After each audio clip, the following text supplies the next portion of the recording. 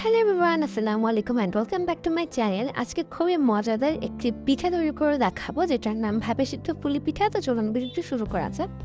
তো পিঠাটা বানানোর জন্য প্রথমেই আমি পিঠার পুরটা রেডি করে ফেলবো। এখানে আমি একটা বড় সাইজের নারকেল কুড়িয়ে নিয়েছি। তো এখানে নারকেলটার নির্দিষ্ট কোনো পরিমাণ নিয়ে আপনাদের পিঠার পরিমাণের উপর পুর তৈরি করবেন। তো এরপরে আমি এখানে 1 কাপ চিনি দিয়েছি। এরপর নারকেল কোয়া আর চিনিটাকে খুব ভালো করে আমি মিক্স করে ফেলবো, আর চুলায় মিডিয়াম হিটে আমি নারকেল কোয়াটাকে ভালো করে ভেজে ফেলবো।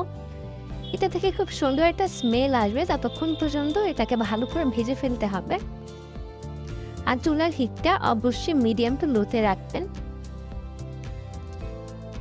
তো এবার আমি চুলার হিট মিডিয়াম টু লোতে রেখে এই নারকেল কোয়াটাকে ভালো করে 10 মিনিটের মতো ভেজে ফেলেছি, এবং যখন দেখবেন খুব সুন্দর একটা স্মেল আসছে, তখন বুঝতে হবে যে নারকেল কোয়াটা ভালো করে ভাজা হয়ে গিয়েছে। আর এটাই কিন্তু আমাদের মেইন পুরটা। তো এই পর্যায়ে হয়ে গেলে এখন আমি পিঠাটা তৈরি করে ফেলবো। এখানে আমি আগে থেকেই চালের গুঁড়াকে পানিতে লবণ দিয়ে সিদ্ধ করেছি, শুধু লবণ দিয়ে সিদ্ধ করেছিলাম। এরপরে একটা পাতলা রুটি বানিয়ে ফেলেছি। রুটিটা বেশি পাতলাও হবে না বা বেশি মোটাও হবে না। এরপরে আমি এরকম একটা বয়ামের ঢাকনা দিয়ে গোল গোল করে কেটে ফেলছি। আপনারা চাইলে কুইক কাটার দিয়েও কাটতে পারেন, অথবা আপনাদের পছন্দ মতো কোনো কিছু ঢাকনা বা ছোটো বাটি যেটাই থাকুক না কেন সেটা দিয়ে এভাবে সুন্দর করে গোল করে কেটে ফেলবেন। তো এখানে আমি এক চুটি থেকে বেশ অনেকগুলোই এরকম বৃত্ত কেটে নিয়েছি। একবার যে কাটা শেষ হয়ে গেল, অবশিষ্ট অংশটাকে আবারও ভালো করে মথে রুটি বেলে এইভাবে সেম করে কেটে ফেলবেন। এখানে আমি আপনাদের দেখিয়ে দিচ্ছি, বেশ অনেকগুলো হয়েছে। এবারে দেখাবো কীভাবে পিঠাটা রেডি করবেন। তো এখানে আমি এই পিঠাগুলোকে গোল করে কেটে ফেলার পরে এটার মধ্যে পুর দেব। তো এখানে দেখতেই পাচ্ছেন আমি এই পিঠাটার মধ্যে মাঝখানের অংশে নারকেলের পুরটা দিচ্ছি। এরপরে মাঝখান থেকে আমি ভাঁজ করে মুখটাকে সিল করে দেবো। আপনারা ভিডিওটা একটু ভালো করে দেখলে বুঝতে পারবেন আমি কিভাবে করছি। প্রথমে এরকম মাঝখানে পুরটা রেখে তারপর মাঝখান থেকে ভাঁজ করে হাত দিয়ে ভালো করে লাগিয়ে ফেলবো।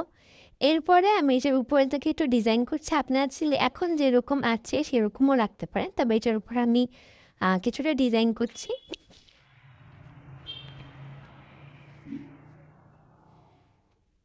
আপনাদের বোঝার সুবিধার্থে আমি বানিয়ে দেখাচ্ছি।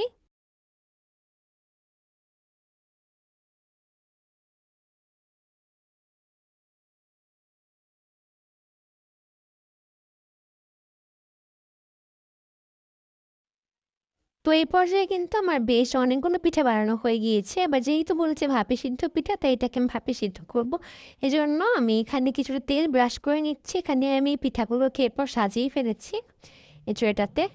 এবারে আমি অন্যদিকে একটা হাঁড়িতে ভালো করে পানি গরম করে ফেলেছি। এরপরে আমি স্টিমারে পিঠাটাকে বসিয়ে দিয়েছি, আর উপরে একটা কাপড় দিয়ে দিতে হবে, এতে করে ঢাকনায় যে পানিটা জমবে সেই পানিটা পিঠার উপর পড়ে যেন পিঠা নষ্ট না হয়ে যায়, সেই জন্য অবশ্যই একটা কাপড় দিয়ে দেবেন। তো এখানে কিন্তু আমার পিঠাটা ভাপানো হয়ে গিয়েছে। এবার আমি এটা সার্ভ করে ফেলছি। তো এটাই ছিল আমার আজকে ইজি ভাপে সিদ্ধ পুরি পিঠা। আমার আশা করি ভিডিওটি আপনাদের ভালো লেগেছে। ভিডিওটি ভালো লাগলে ভিডিওতে লাইক দিয়ে চ্যানেলটি সাবস্ক্রাইব করতে ভুলবেন না। Thanks for watching and subscribe for